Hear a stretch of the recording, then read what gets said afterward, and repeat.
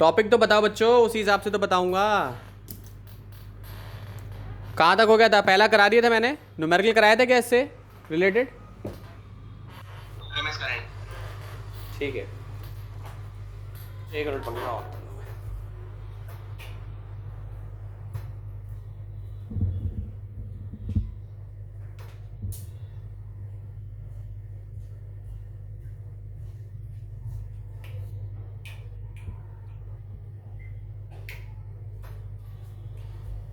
तो पिछली क्लास में मैंने कराया था, रजिस्टर वाला मैंने कॉन्सेप्ट करा दिया था कि जब रजिस्टर को अप्लाई करते हैं तो हम जो वैल्यूज है वो कैसे लिखते हैं। ठीक है, आज हमारा जो टॉपिक है उसका नाम है फेजर्स क्या होते हैं। ठीक है, फेजर डायग्राम क्या होते हैं उसको हमें पढ़ना है।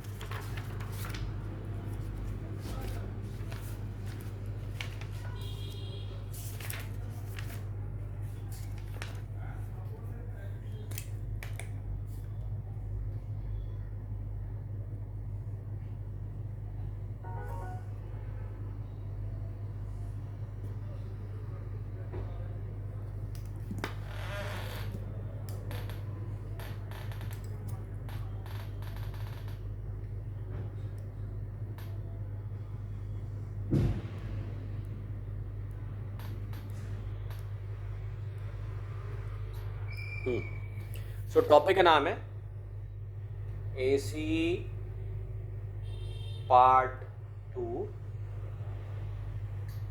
लेक्चर, और टॉपिक का नाम है representation of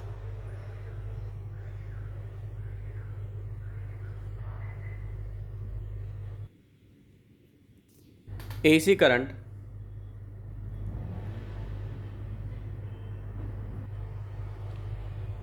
end voltage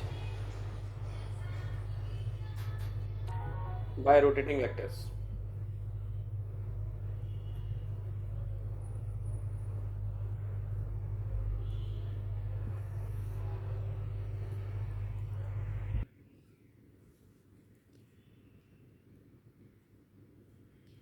In order to show phase relationship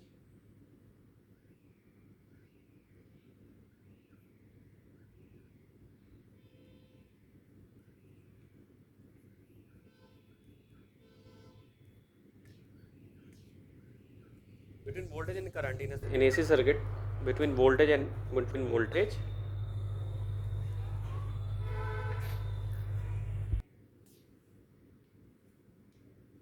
and current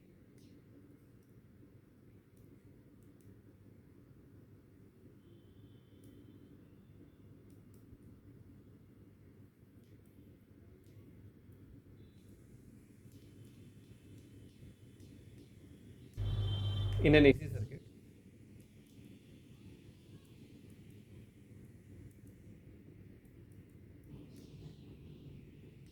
So we use the notion of phasors.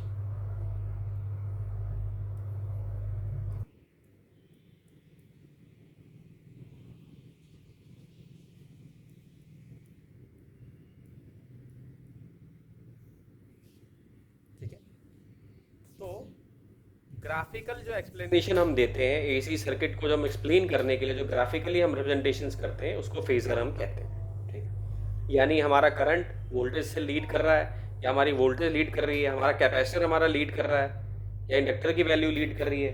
ठीक, तो इस सबको हम ग्राफ से स्टडी करते हैं, तो उसी को हम फेजर कहते हैं। ठीक, सो वर्टिकल कंपोनेंट जो फेजर के हैं, तो पहले हम फेजर डायग्राम बना लेते हैं। इसको बना लीजिए आप लोग।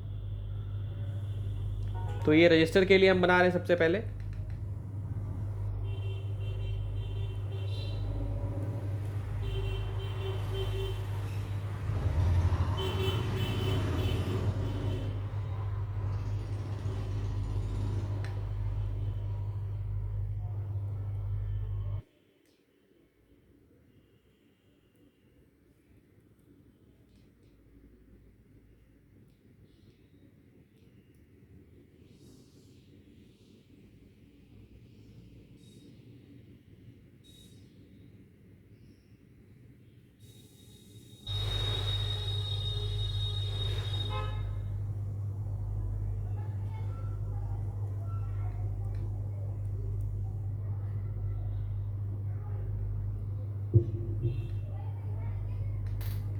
ये वोल्टेज है,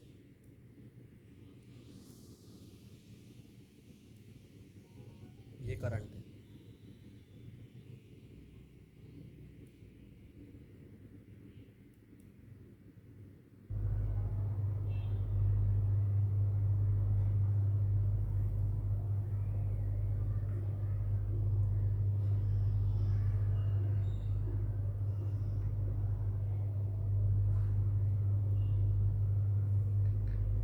तो यहाँ से अलग क्या हो गया?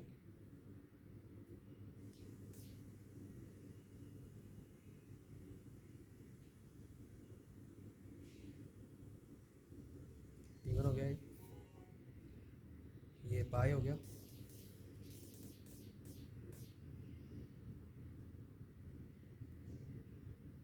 ये मैंने, ठीक है बच्चों। तो यहाँ से एक कंपोनेंट आप ले लो, बिल्कुल ऐसे ही बनाना है जैसे बना रहा हूँ मैं डायग्राम, ठीक। तो ये जाएगा आपका वोल्टेज,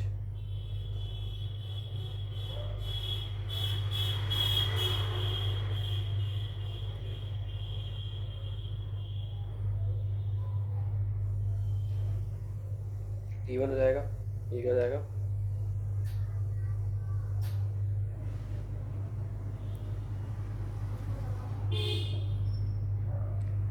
ओमेगा T1,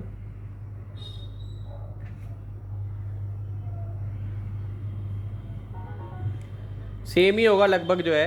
न्यूमेरिकल में तो अलग अलग फ्रेम्स हो सकते हैं, बना सकते हैं, लेकिन लगभग जो है सेम ही रहेगा। इसमें आप अगर रजिस्टर के लिए आपको डायग्राम पूछा जा रहा है तो आप बिल्कुल सेम ही बनाना है, ऐसा ही एग्जैक्ट बनाना है आपको। तो ये हो गया V M sine omega T, ये फंक्शन हो गया आपका वोल्टेज का, साइनसोइडल वोल्टेज का, ठीक। ये आई हो गया, ये वोल्टेज हो गया, ये ओमेगा T1 हो गया, ठीक है। इसको बना लीजिए सब लोग। तो ये था phasor diagram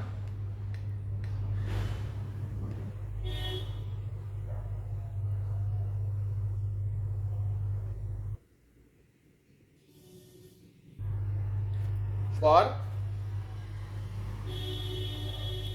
AC voltage applied to resistor,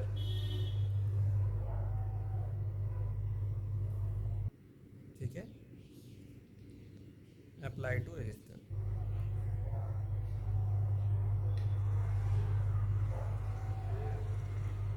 तो हो सकता है सीबीसी में केवल आपको यही आ जाए, draw a phasor diagram for AC voltage applied to resistor, तो आप ये सीधा ड्रॉ कर दोगे, या आपसे एक नंबर की डेफिनेशन आ जाए व्हाट आर फेजर्स, एक नंबर का क्वेश्चन यहाँ से बन जाएगा। तो दो क्वेश्चन यहाँ से इजीली फ्रेम हो सकते हैं। इसको बना लीजिए सब लोग। तो फेजर जो होता है एक वेक्टर होता है, यानी एक वेक्टर क्वांटिटी है, ठीक, विच रोटेट्स अबाउट द ओरिजिन। सारे ग्राफ हमने ओरिजिन से बनाए।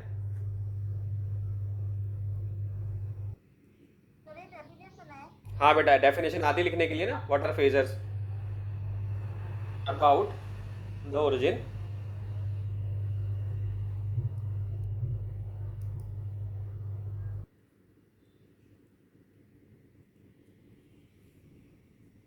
About the origin with angular speed omega,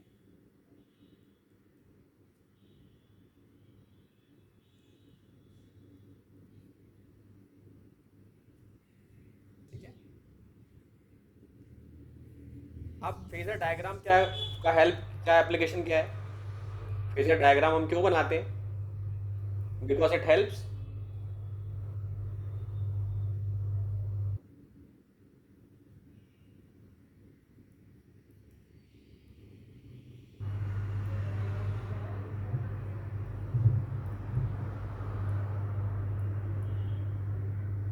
then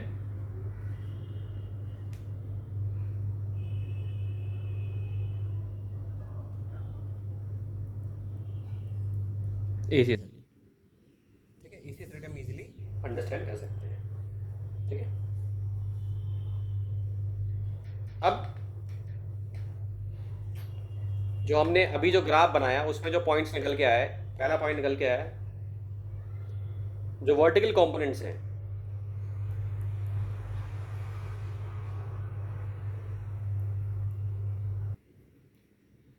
ये ग्राफ में जो हमने बनाया, ठीक है, और इसके जो कंपोनेंट ऐसे बनाए हमने यूं और यूं, ठीक है, ये वर्टिकल कंपोनेंट्स है। सो of phasors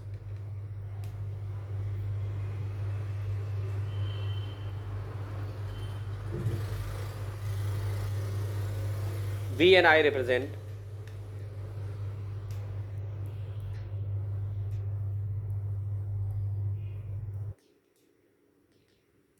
the sinusoidally varying quantities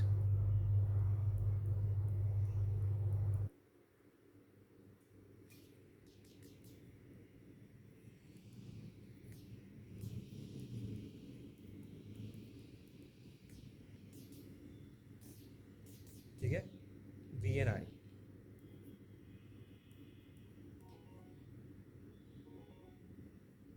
ठीक है, और जो एम्पलीट्यूड है लिखते जाओ, सारे पॉइंट्स जो निकल के आ रहे हैं।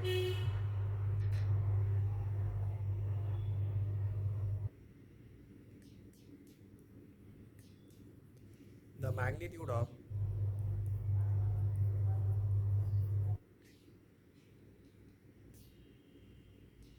Phasors V and I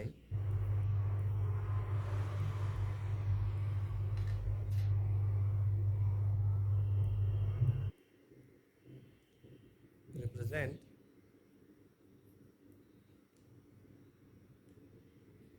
the amplitudes of peak value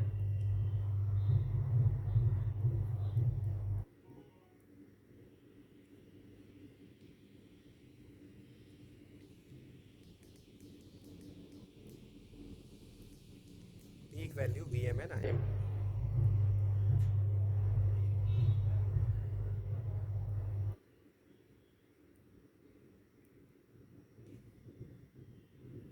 ठीक है, of these oscillating quantities।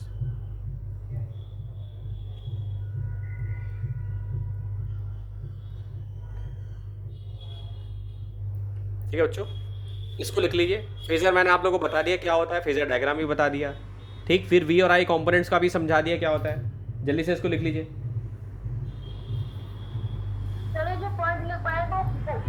So V M sine omega t और I m sine omega t जो वैल्यूज हैं वो हमें इंस्टेंटेनियस वैल्यू बताती हैं, ठीक। तो अगर मान लो ग्राफ पे ऐसे आ रहा है कि वी और आई इस तरीके से आ रहे हैं, इसका मतलब ये है कि जो फेज एंगल होगा, ये बहुत इंपॉर्टेंट बात है, कि जो फेज एंगल होगा between voltage and current is zero.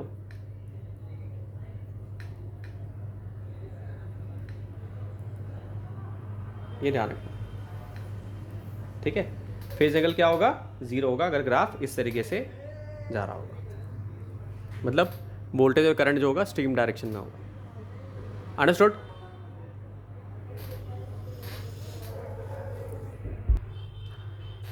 दो एजम्पशन हम मान लेंगे पहले। अब हम क्या देख रहे हैं, एसी वोल्टेज हम जब इंडक्टर पे अप्लाई कर रहे हैं, जैसे हमने रजिस्टर के लिए अप्लाई किया, तो हमारा जो डायग्राम है इस तरीके से बनेगा। ये हमारा एसी सोर्स हो गया और ये हमारा क्या हो गया, इंडक्टर हो गया,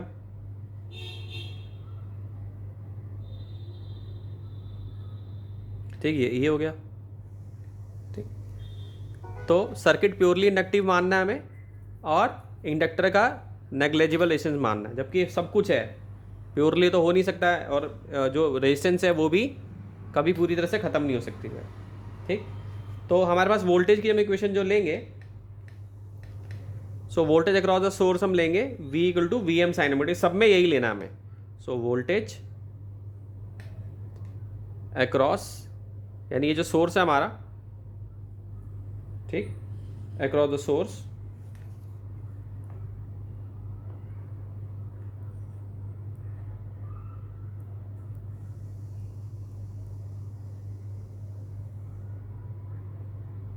B V equal to V M sine omega T.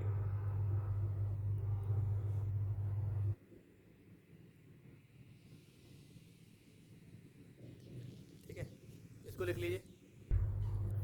तो किरचॉफ रूल होता था sigma B equal to zero, ये वोल्टेज ही आपके यहाँ पे, और क्योंकि इसमें रेजिस्टर तो है नहीं, since there is no resistor,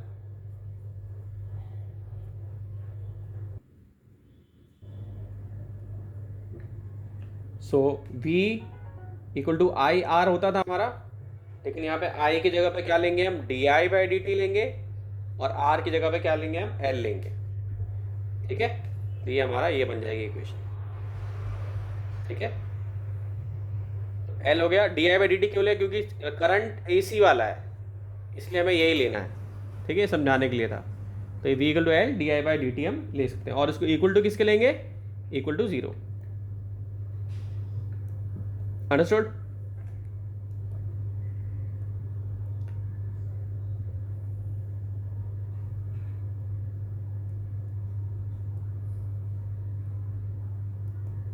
so V equal क्या हो जाएगा, L D I by D T equal to 0। This L is your self inductance, और एम तुम्हें एम भी बता चुका हूं, म्यूचुअल इंडक्टेंस होता है। तो एल क्या है, सेल्फ इंडक्टेंस।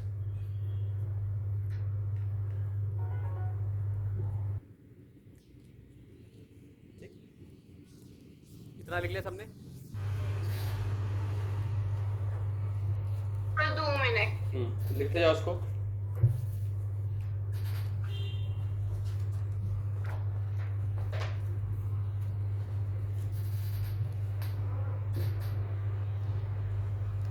अब हमने v हमारे सबसे पहले क्या अज्यूम किया था, V M sine omega T किया था। तो v की जगह पे क्या लिख देंगे, V M sine omega T by L. ठीक है, v की जगह पे लिख देंगे, और ये क्या हो जाएगा, D I by D T. लिख सकता हूँ ऐसे भाई। अब अगर दोनों साइड में dt से मल्टीप्लाई कर दूं, यहाँ पे भी और यहाँ पे भी, ठीक, और इसको इंटीग्रेट कर दूं, कर सकता हूँ ऐसे। तो ये क्या बन जाएगा, ये तो हो जाएगा तुम्हारा i, और ये क्या बन जाएगा, इसमें से vm और l तो बाहर आ जाएंगे, और ये क्या बन जाएगा, फंक्शन हो जाएगा साइन ओमेगा टी और dt। तो ये हो जाएगा पूरा सॉल्व करके क्या आएगा, V M by omega L, minus का साइन आ जाएगा, और साइन का क्या हो जाएगा, ये कॉस ओमेगा टी, ठीक, प्लस कांस्टेंट, तो ये आ जाएगा तुम्हारा आई। सो आई इक्वल टू क्या आ जाएगा, minus V M by omega L cos omega T plus constant. ठीक है, इसको लिख लो। ठीक है बच्चों, इंटीग्रेशन कांस्टेंट हमें 0 लेना है।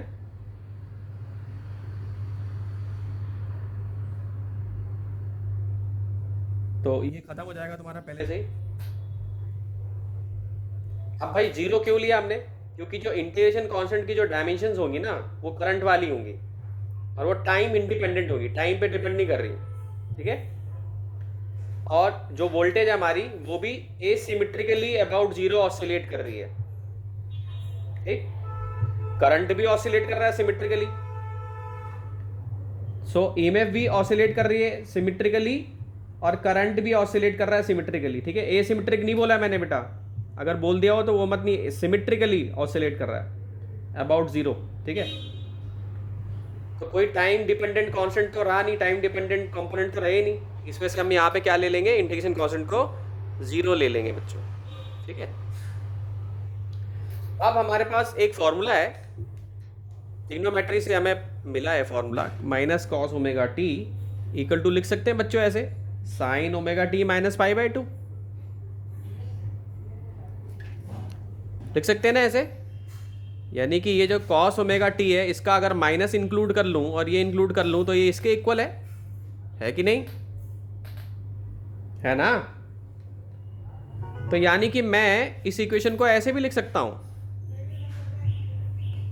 यानी मैं आई को ऐसे भी लिख सकता हूं, ये मेरा क्या हो जाएगा फंक्शन, आई एम, ठीक, और साइन सब्स्टिट्यूट कर दूंगा मैं, sign omega T minus pi by 2। ठीक है, sign omega T minus pi by 2। ठीक है, तो कैसे आ गया भाई, ये जो माइनस कॉस ओमेगा टी था, ये V M by omega L किसके इक्वल हो गया, यानी यहाँ का जो इसका जो कोफिशिएंट है वो V M by omega L है, सॉरी। ठीक है, और मैंने किसकी जगह पे लिख लिया इसको, ये जो था ना माइनस, यानी Vm बाई ओमेगा एल की जगह पे मैंने Im लिख लिया, और माइनस कॉस ओमेगा टी की जगह पे मैंने ये लिख दिया formula sine omega T minus pi by 2। ठीक, तो यानी मुझे एक यहां पे एक नया फॉर्मूला मिल गया, यानी Vm मैक्सिमम वोल्टेज है और ओमेगा एल के टर्म से मिल गया। एल हमारा सेल्फ इंडक्टेंस हो गया। ठीक है बच्चों, तो इसमें ये जो ओमेगा एल है ना, इसको हम एक नए नाम से बुलाएंगे और इसको हम बोलेंगे इंडक्टिव रिएक्टेंस, यानी इसको हम एक्सएल के नाम से बुलाएंगे और यहां पे क्या लिख लेंगे, Vm बाई एक्सएल। ठीक, so this XL is your inductive reactance denoted by XL। ठीक, अब ये क्या है, एनालॉग है रेजिस्टेंस का, यानी इसकी जो डायमेंशन है बिल्कुल रेजिस्टेंस की डायमेंशन जैसी होंगी। जैसे हमने देखा था कि एनर्जी की डायमेंशन जो होती है सेम ही होती है, या किसी भी एनर्जी की हम बात करें। ठीक है, तो ये एनालॉग है उसका। ठीक है, रेजिस्टेंस का एनालॉग, यानी डीसी में रेजिस्टेंस है, एसी में एक्सएल है अगर इंडक्टर लगा हुआ है तो। समझ में आ रही बात? तो ये एनालॉग है, जैसे रोटेशनल एनालॉग्स होते हैं ना। ठीक है, रोटेशनल एनालॉग्स आप लोगों ने 11वीं क्लास में पढ़े हैं ना बच्चों।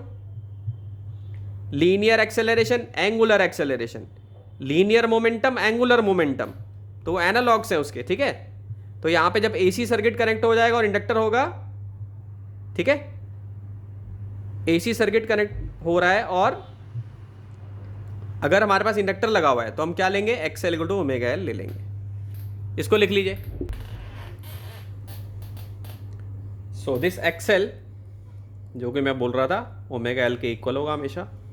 जैसे हमारा पहले फॉर्मूला होता था ना, I equal to V by R, तो यहाँ पे क्या हो जाएगा तुम्हारा ये फॉर्मूला, आर की जगह पे एक्सएल आ जाएगा और वोल्टेज की जगह पे क्या आ जाएगा, वी एम, और आई की जगह पे क्या आ जाएगा, आई एम। ठीक है, तो हम ऐसा लिख सकते हैं, I M amplitude of the current, यानी मैक्सिमम वैल्यू जो करंट की है,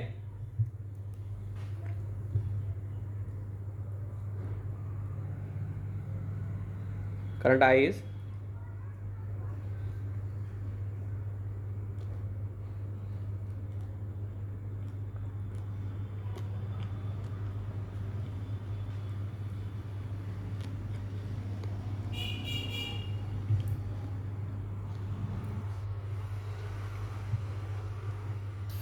we M by XL.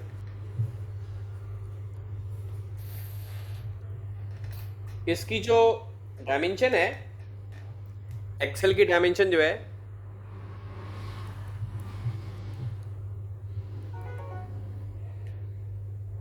Is same as that of resistance, क्योंकि मैंने क्या बोला, एनालॉग है ना।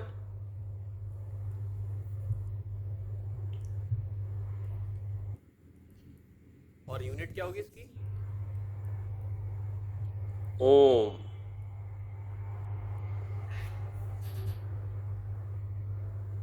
ठीक है, और ये डायरेक्टली प्रोपोर्शनल है। इस पे एक नंबर के क्वेश्चन आ सकते हैं।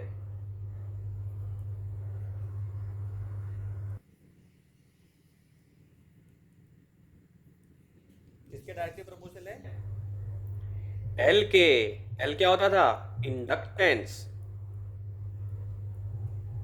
ठीक, एंड फ्रीक्वेंसी।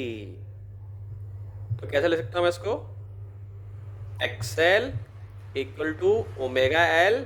ओमेगा क्या होता था, 2 पाई इंटू फ्रीक्वेंसी इंटू में एल होता था बच्चों।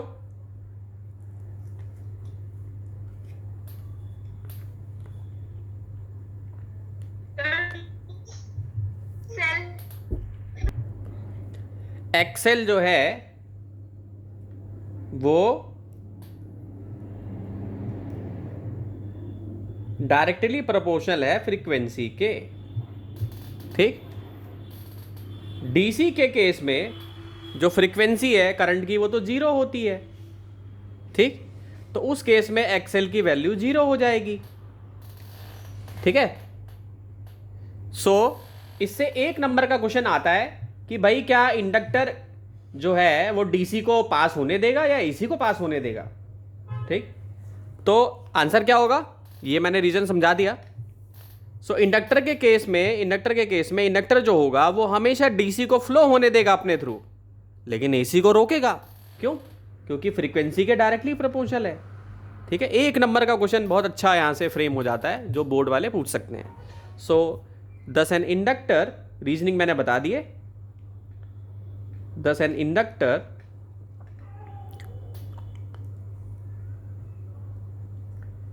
Allow DC direct current, DC मतलब दीवान चंद नहीं होता, डायरेक्ट करंट। ठीक है बच्चों, DC current, direct current flows through it easily.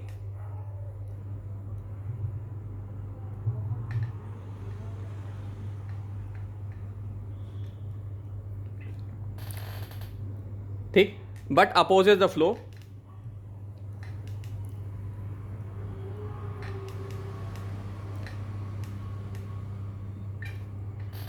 of AC through it.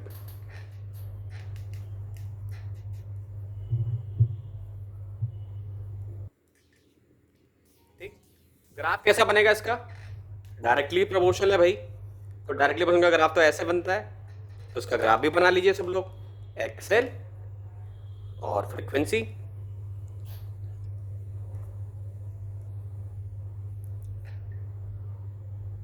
ठीक है,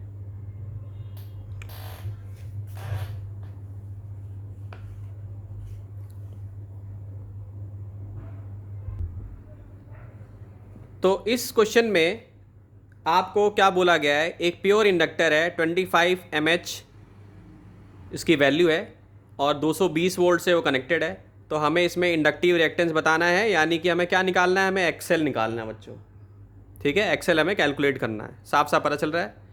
और आरएमएस करंट बोला है, तो आई आरएमएस की वैल्यू क्या होती है? V RMS by X L. ठीक, और एक्सेल का जो फॉर्मूला होता है उसमें एक फॉर्मूला होता था 2 पाई एफ इंटू एल। फ्रीक्वेंसी हमारे पास है, एक्सेल की वैल्यू है हमारे पास, फटाफट कैलकुलेट करो। एक्सेल की वैल्यू है, इसकी वैल्यू एक्सेल की नहीं, इसकी एल की वैल्यू हमारे पास है, ये फ्रीक्वेंसी की है। हमें ये निकालना है, इंडक्टिव रिएक्टेंस हमें निकालना है। फ्रीक्वेंसी यहाँ पे डाल दोगे और ये यहाँ डाल दोगे। ठीक है, हमें तो ये निकालना है एक्सेल। ठीक है, इंडक्टर मीन्स ये हमें एल की वैल्यू दी हुई है। फटाफट कैलकुलेट करो सब लोग अपनी अपनी कॉपी में।